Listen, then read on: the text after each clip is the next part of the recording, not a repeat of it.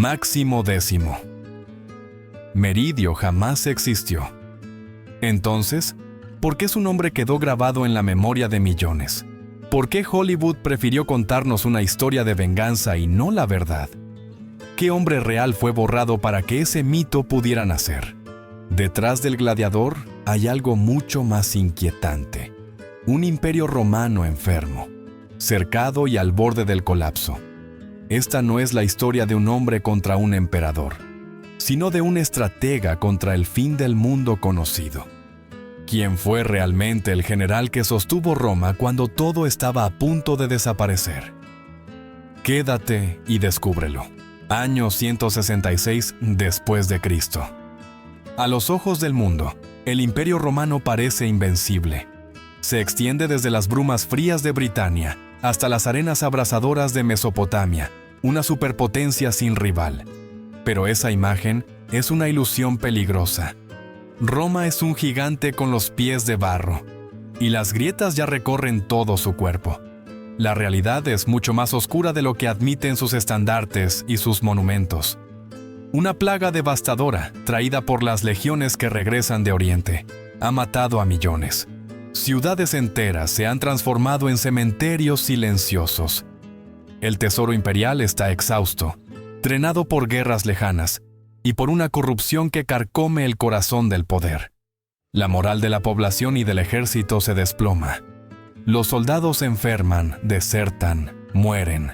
Y mientras Roma se debilita desde dentro, algo se mueve más allá del Danubio. En los bosques fríos y oscuros de Germania, ocurre lo impensable. Tribus que durante generaciones se odiaron entre sí, dejan a un lado sus disputas. Marcomanos, cuados, sármatas y otros pueblos se unen por primera vez en una confederación gigantesca. No buscan conquistar provincias ni negociar tributos. Buscan aniquilar. Han visto la debilidad de Roma, la han olido como los depredadores huelen la sangre. Al frente de esa marea humana se alza Valomar, un líder capaz de unir a los clanes bajo un solo propósito: destruir el mundo romano. Cuando el Danubio se congela, sus ejércitos lo cruzan sin resistencia y avanzan quemándolo todo a su paso. Legiones completas son masacradas. La frontera colapsa por primera vez en generaciones. Un ejército bárbaro pisa suelo itálico.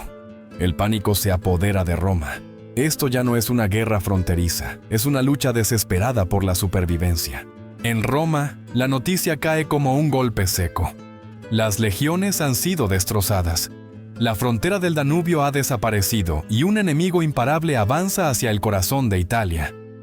En el trono se sienta Marco Aurelio, el emperador filósofo, el hombre que escribió sobre la virtud, la razón y la paz interior. Pero la realidad no le deja elección. El mundo que intenta gobernar se está desmoronando y sus ideas ya no bastan para detenerlo. Marco Aurelio comprende algo terrible. No puede ganar esta guerra solo. Sus ejércitos están debilitados por la peste, sus soldados agotados y asustados. Muchos de sus generales han demostrado ser incompetentes, otros simplemente buscan salvarse a sí mismos. En el Consejo Militar se habla de retiradas, de abandonar provincias enteras, de sacrificar territorios para ganar tiempo. Es el lenguaje del miedo, disfrazado de prudencia. El emperador necesita algo distinto. No necesita un político ni un burócrata. Necesita a alguien en quien pueda confiar sin reservas. Alguien capaz de pensar con frialdad cuando todo alrededor se derrumba. Necesita un arma humana, un estratega dispuesto a tomar decisiones que nadie más se atrevería a asumir. Y sobre todo, necesita a un amigo. Por eso pronuncia un nombre que casi nadie fuera del círculo imperial recuerda hoy: Marco Nonio Macrino. No es una figura popular, no es un héroe de leyenda, pero para Marco Aurelio es el único hombre capaz de sostener el imperio en su hora más oscura. Macrino no es convocado por protocolo ni por honor. Es llamado porque Roma no tiene otra opción. En ese momento, el destino del Imperio Romano deja de depender de ejércitos innumerables o de murallas imponentes. Depende de la mente de un solo hombre, Marco Nonio Macrino. No se parece en nada al héroe que el cine nos enseñó a admirar. No es un campesino convertido en soldado por la tragedia, ni un hombre impulsado por la venganza. Su historia comienza lejos de los campos de batalla, en el norte de Italia, en la ciudad de Brescia. Nace en el seno de una de las familias más ricas e influyentes de la región, rodeado de poder, educación y ambición política. Desde el principio, su vida está marcada no por la pérdida, sino por el deber. Su ascenso dentro del sistema romano es metódico y brillante. Macrino no destaca por gestos heroicos, sino por eficacia. Es cuestor, encargado de las finanzas imperiales, donde aprende el valor real de los recursos y su escasez. Es pretor, administrador de justicia, donde comprende el peso de las decisiones frías y sus consecuencias humanas. Finalmente alcanza el consulado, el cargo más alto que un romano puede soñar, y más tarde gobierna Panonia, una de las provincias más inestables y peligrosas del imperio. Allí, en la frontera del Danubio, Macrino no solo gobierna, observa. Estudia a los pueblos germánicos, sus alianzas, sus rivalidades, su forma de luchar y de sobrevivir. No ve bárbaros sin rostro, ve clanes, familias, miedos y ambiciones. Aprende que el enemigo no es una masa caótica, sino un sistema que puede romperse si se ataca en el punto correcto. Su mayor arma no es la espada ni el valor individual, es su mente. Macrino entiende algo que muchos generales romanos ignoran. Las guerras no se ganan con gestos grandiosos, sino con logística, paciencia y control psicológico. Cuando Marco Aurelio lo llama, no busca un campeón para inspirar canciones. Busca a alguien capaz de tomar decisiones crueles, necesarias y silenciosas. Y Macrino acepta, sabiendo que lo que viene no traerá gloria, solo supervivencia. Marco Nonio Macrino entiende desde el principio que esta guerra no se ganará con heroísmo. Frente a él no hay un enemigo al que derrotar en una sola batalla decisiva, sino una marea humana impulsada por el hambre, la desesperación y la certeza de que Roma está débil. Sabe que ofrecer una batalla campal sería exactamente lo que Valomar espera, y también sabe que sería un suicidio. Macrino piensa la guerra como un problema de desgaste. Observa los mapas, las rutas, los ríos, los inviernos. Calcula cuánto puede marchar un hombre sin comer, cuánto resiste un caballo sin forraje, cuánto tarda el miedo en propagarse dentro de una multitud. Para él, la guerra no comienza cuando chocan las espadas, sino mucho antes, cuando se rompen las líneas de suministro y se quiebra la confianza del enemigo. Mientras otros generales sueñan con victorias rápidas y desfiles triunfales, Macrino propone algo distinto: cortar los suministros, quemar las aldeas de retaguardia, hostigar día y noche con la caballería, obligar a las tribus a avanzar sin descanso, sin comida, sin refugio, convertir el invierno en un aliado más letal que cualquier legión. No busca matar rápido, busca desgastar hasta que el enemigo ya no pueda sostenerse. Es una estrategia despiadada y profundamente impopular. No hay honor en hacer morir de hambre a un ejército. No hay gloria en obligar a familias enteras a huir bajo la nieve. Pero Macrino no piensa en la gloria, piensa en el tiempo. Cada día que gana es un día más de vida para Roma. Marco Aurelio escucha en silencio.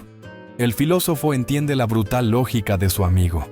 Acepta que la virtud, en este caso, no salvará al imperio, y le entrega a Macrino el mando supremo en el Danubio. Su misión es clara: hacer lo imposible, aunque para lograrlo tenga que desatar un infierno. Pero antes de enfrentarse a Valomar, Macrino sabe que debe librar otra batalla, una mucho más peligrosa. El primer enemigo de Marco Nonio Macrino no está al otro lado del Danubio. Está frente a él, vestido con la armadura romana. El ejército que hereda no es una fuerza preparada para la guerra, es una herida abierta. Más de 30.000 hombres, debilitados por la peste, consumidos por el miedo y convencidos de que han sido abandonados.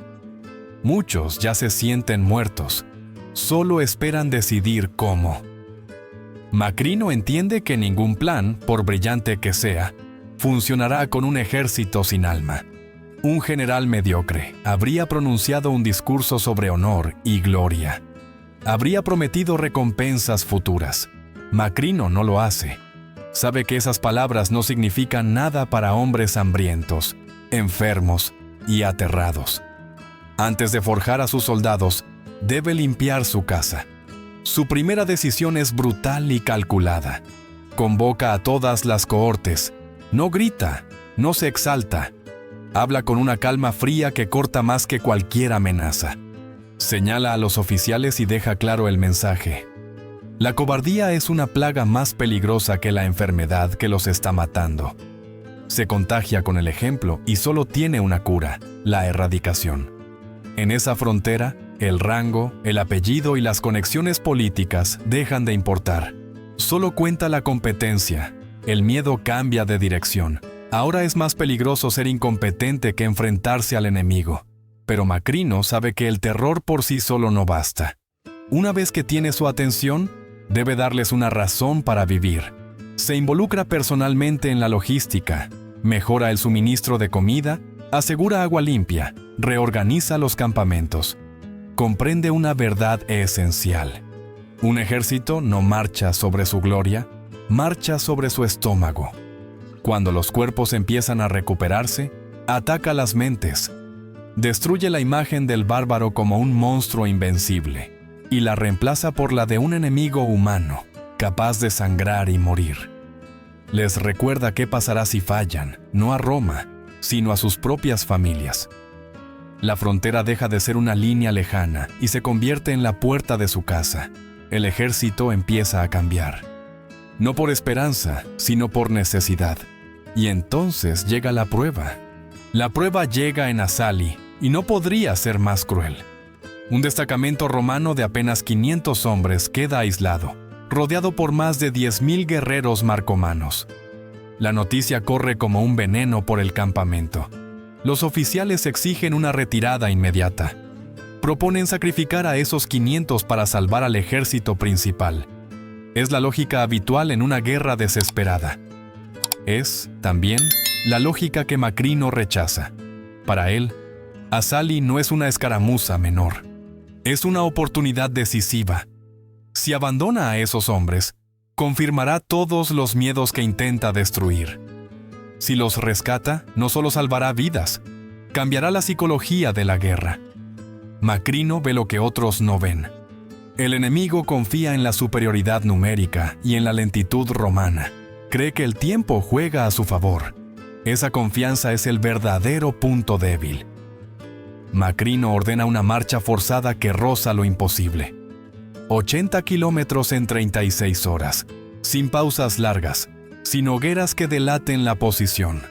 El cansancio es extremo, pero la orden es clara: llegar antes de que el enemigo espere ser atacado. Mientras tanto, los 500 resisten como pueden, convencidos de que nadie vendrá. Cada hora que pasa es una condena más. El ataque romano no cae sobre el frente enemigo. Llega por la retaguardia en el momento de mayor relajación. Los marcomanos, seguros de su victoria, han dispersado fuerzas para saquear. La confusión estalla de inmediato. No saben cuántos romanos han llegado. No entienden cómo han aparecido tan rápido. El miedo se propaga más veloz que cualquier mensajero. Macrino no busca una masacre prolongada. Golpea, rompe la cohesión y abre un corredor. Los 500 no son rescatados como víctimas, sino como soldados que vuelven a la lucha. La retirada se convierte en persecución. Los marcomanos se dispersan, incapaces de reagruparse. Lo que debía ser una aniquilación romana termina en una derrota humillante para el enemigo. Asali cambia todo. Dentro del ejército romano, el mensaje es claro: nadie será abandonado. Fuera, entre las tribus germánicas, nace una sospecha peligrosa. Roma no está tan lenta ni tan ciega como creían. Alguien distinto dirige ahora la guerra, alguien que no juega según las reglas esperadas. Y ese alguien ya ha llamado la atención de Valomar. La noticia de Asali llega rápidamente al campamento de Valomar. No como un simple revés, sino como una señal inquietante. 500 romanos no debían sobrevivir, no en esas condiciones, no frente a una fuerza 20 veces superior. Para Valomar, no es la derrota lo que importa, sino la forma en que ocurrió. Algo ha cambiado en el enemigo. Valomar no es un caudillo impulsivo. Ha unido a tribus rivales porque entiende la guerra y la debilidad romana. Hasta ahora, su plan se basaba en una certeza. Roma era lenta, predecible y arrogante. Avanzaba con rituales, con columnas pesadas, confiando en su número y su tradición. Asali rompe esa imagen. El ataque rápido, preciso y silencioso no pertenece al viejo estilo romano. Por primera vez, Valomar se pregunta quién está al mando. Sabe que no se trata de un general cualquiera.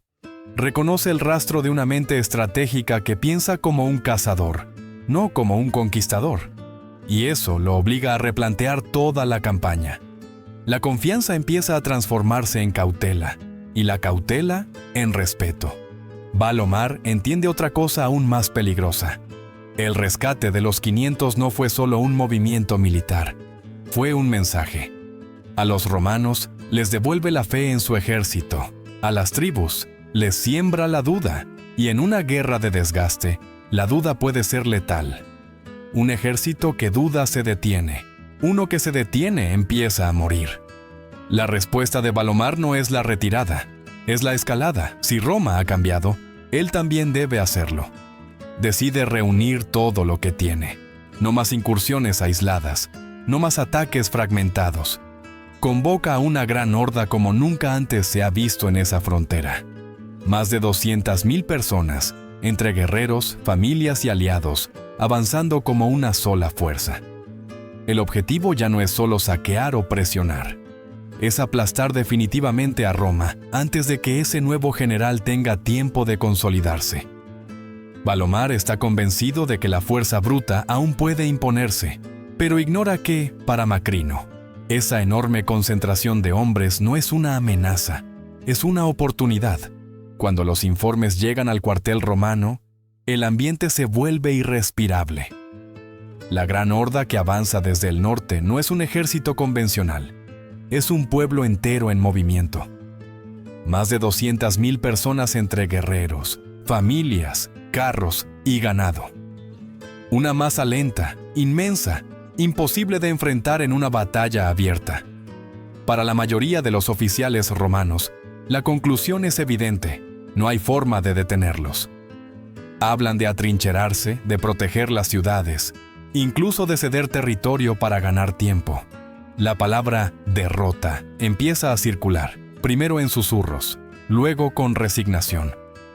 Marco Nonio Macrino escucha en silencio. Para él, el tamaño de la horda no es solo una amenaza, es también una debilidad. Sabe que cuanto más grande es un ejército, más depende de lo que no se ve: comida, agua, disciplina y cohesión. Y entiende algo que los demás no quieren aceptar. Luchar ahora significaría perderlo todo. Por eso toma una decisión que muchos consideran cobarde. Ordena la retirada. No es una huida desordenada ni un colapso. Es un retroceso frío y calculado. Las legiones abandonan posiciones, destruyen almacenes, queman cosechas y contaminan pozos antes de marcharse. Cada paso atrás está pensado para dejar el terreno vacío e inútil para el enemigo. Desde lejos, parece que Roma se desmorona. Exactamente la imagen que Valomar quiere ver. La gran horda avanza con renovada confianza. Cree que el camino hacia Italia está abierto. Pero ese avance tiene un precio oculto. Cada kilómetro recorrido alarga sus líneas de suministro. Los carros se acumulan, el ganado se agota, las discusiones entre clanes aumentan. Mantener unida a una masa tan enorme se vuelve cada día más difícil. Lo que al principio era fuerza empieza a transformarse en carga. Macrino no desaparece. Mientras retrocede, hostiga. Ataca pequeños grupos, corta exploradores, desaparece antes de que el enemigo pueda reaccionar. Nunca ofrece la batalla que Valomar desea. Obliga a la horda a avanzar sin descanso, a consumir recursos más rápido de lo que puede reponerlos. El cansancio se acumula, la disciplina se resquebraja. La retirada romana no es una señal de debilidad, es una cuerda que se tensa lentamente alrededor del enemigo. Dentro de las legiones, muchos soldados no entienden el plan. Ven pueblos abandonados, campos arrasados, caminos que conducen hacia el sur. Sienten que están perdiendo. Macrino acepta ese precio. Prefiere cargar con la incomprensión antes que arriesgar una derrota definitiva. Para él, el territorio puede recuperarse. El tiempo, no. Cuando la gran horda se adentra profundamente en territorio romano, extendida, cansada y hambrienta, Valomar cree estar más cerca que nunca de la victoria. No se da cuenta de que ha avanzado exactamente hasta donde Macrino quería. La retirada que parecía una derrota ha cumplido su propósito: atraer al enemigo al lugar donde su propio tamaño se convertirá en su condena. A partir de ese momento, la guerra entra en una fase que pocos comprenden. Ya no se decide por choques espectaculares ni por cargas desesperadas, sino por una suma constante de pequeñas pérdidas invisibles. Marco Nonio Macrino sabe que la gran horda no caerá por una derrota súbita. Caerá por agotamiento, por hambre, por miedo, por la erosión lenta de todo aquello que mantiene unido a un ejército. Las órdenes romanas son claras y precisas: no buscar enfrentamientos directos, no ofrecer la batalla que el enemigo anhela. En su lugar, atacar los nervios vitales. Pequeñas unidades móviles se desplazan de noche, sin estandartes ni señales. Incendian graneros antes de que la horda llegue a ellos. Derriban puentes secundarios. Rompen carros de suministro. Contaminan pozos y desvían arroyos. Cada acción parece insignificante por sí sola, pero juntas crean un vacío imposible de llenar. La gran horda avanza y consume más de lo que encuentra. El ganado muere primero, luego los animales de tiro. Los carros se abandonan. Las familias ralentizan la marcha. Los clanes comienzan a discutir por los recursos que quedan. Valomar intenta mantener el orden, pero su autoridad se desgasta con cada decisión impopular. Cuando no hay comida suficiente, ningún liderazgo es sólido. Macrino entiende que el verdadero campo de batalla está en la mente del enemigo. Por eso los ataques romanos son imprevisibles. Aparecen en un flanco, desaparecen en otro. Nunca se quedan el tiempo suficiente para ser atrapados. La sensación de inseguridad se instala en el campamento germano. Nadie duerme tranquilo. Nadie sabe si el amanecer traerá comida o una emboscada. El cansancio mental empieza a pesar más que el físico. La presencia de familias, que al principio daba fuerza a la horda, se convierte en una carga insoportable. Los guerreros ya no luchan solo por la victoria, sino por proteger a los suyos.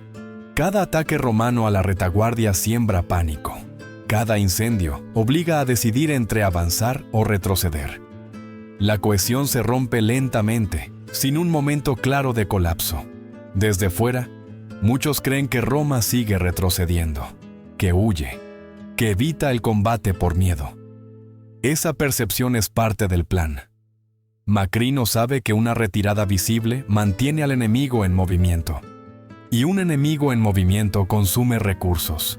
Cada día que pasa, la gran horda es menos peligrosa que el día anterior. Dentro del ejército romano, la tensión también existe. Los soldados ven el sufrimiento que causan y algunos dudan. Macrino no les promete gloria futura. Les recuerda la alternativa. Si la horda llega a Italia intacta, no habrá ciudades que proteger ni familias que salvar. Esta guerra no se gana siendo noble, se gana siendo eficaz. Poco a poco, el avance enemigo se ralentiza, no por una orden clara, sino porque ya no puede mantenerse. El hambre, la desconfianza y el miedo han hecho su trabajo. La gran horda sigue siendo enorme, pero ya no es una fuerza coherente. Es una multitud cansada, dividida y atrapada en territorio hostil. Macrino observa y espera. No tiene prisa. Sabe que el momento decisivo se acerca. No llegará con una carga heroica, sino con el colapso silencioso de un enemigo que ya no puede avanzar ni retroceder con orden, exactamente como había previsto desde el principio. El desenlace no llega con un estruendo, sino con una calma engañosa.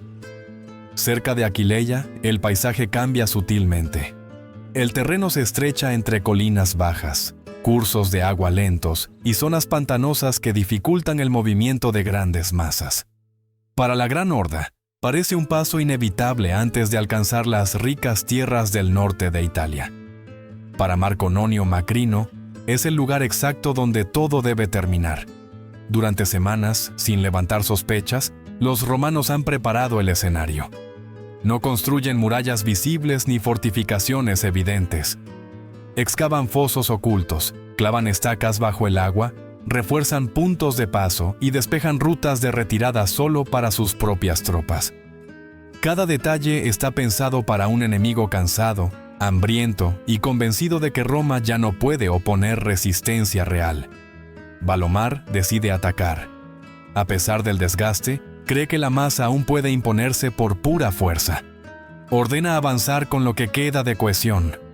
Pero la ofensiva nace fracturada.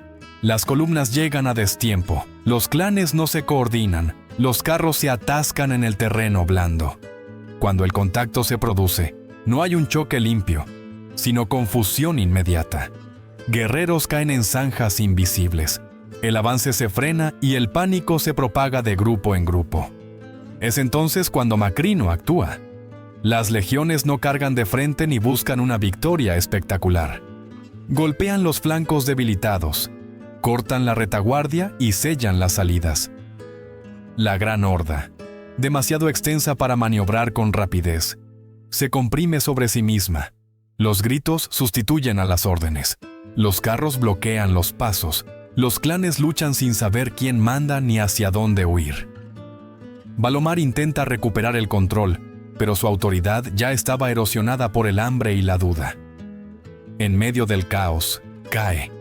No en un duelo heroico ni en una escena memorable, sino como parte del desorden general. Su muerte no es anunciada ni celebrada, simplemente ocurre. Y con ella se derrumba lo último que mantenía unida a la horda. Lo que sigue no es una persecución gloriosa ni una masacre organizada. Es una desintegración total. Algunos grupos huyen hacia el norte, otros se dispersan en los pantanos. Muchos se rinden sin luchar. La amenaza que parecía destinada más a destruir Roma se disuelve sin una gran batalla final que pueda contarse como leyenda. Cuando todo termina, no hay desfiles ni discursos triunfales. Roma ha sobrevivido, pero el precio ha sido una guerra sin honor visible ni gloria inmediata. Macrino ha ganado como estratega, no como héroe. Ha derrotado a un enemigo inmenso sin concederle jamás la batalla que buscaba. El imperio sigue en pie, y casi nadie comprende cómo ocurrió realmente. Roma se salva, pero no celebra. No hay arcos triunfales levantados de inmediato, ni relatos épicos repetidos en plazas y teatros. La victoria de Marco Nonio Macrino es demasiado incómoda para convertirse en mito. No encaja en la imagen que el imperio prefiere proyectar de sí mismo. No fue una victoria de honor visible, sino de resistencia, cálculo y decisiones que pocos quieren mirar de frente. Macrino recibe reconocimiento oficial, honores, cargos y el respeto silencioso del emperador. Marco Aurelio comprende que, sin él, Roma habría caído. Pero también entiende que el método que salvó al imperio no inspira canciones ni esculturas. No hubo un momento único de gloria, ni un gesto heroico fácil de recordar. Hubo una guerra prolongada, una retirada calculada, hambre utilizada como arma y un enemigo destruido sin una batalla final digna de leyenda. Con el paso del tiempo, el recuerdo de Macrino se vuelve difuso. Sus campañas se simplifican, su nombre se menciona cada vez menos. Roma prefiere recordar conquistas rápidas y generales victoriosos, antes que estrategias que obligaron a aceptar la crueldad como necesidad. El imperio sobrevive, pero lo hace escondiendo la verdad de cómo fue salvado. No por vergüenza, sino por incomodidad. Siglos después, el cine terminará de sellar ese olvido. En lugar del estratega real, aparecerá un héroe ficticio, más fácil de admirar, más limpio, más emocional. Un hombre movido por la venganza personal sustituirá a otro movido por el deber. La complejidad será reemplazada por el mito, la supervivencia por el espectáculo. Pero la realidad es otra. Roma no fue salvada por un gladiador ni por una historia de traición individual. Fue salvada por un hombre que entendió que, en ciertos momentos, la gloria es un lujo que no puede permitirse. Macrino no luchó para ser recordado. Luchó para ganar tiempo, para evitar el colapso, para asegurar un mañana que nadie le agradecería. Ese es su verdadero legado. No una estatua ni una frase inmortal, sino un imperio que siguió existiendo cuando todo indicaba que debía desaparecer. Una victoria silenciosa, enterrada bajo siglos de relatos más cómodos.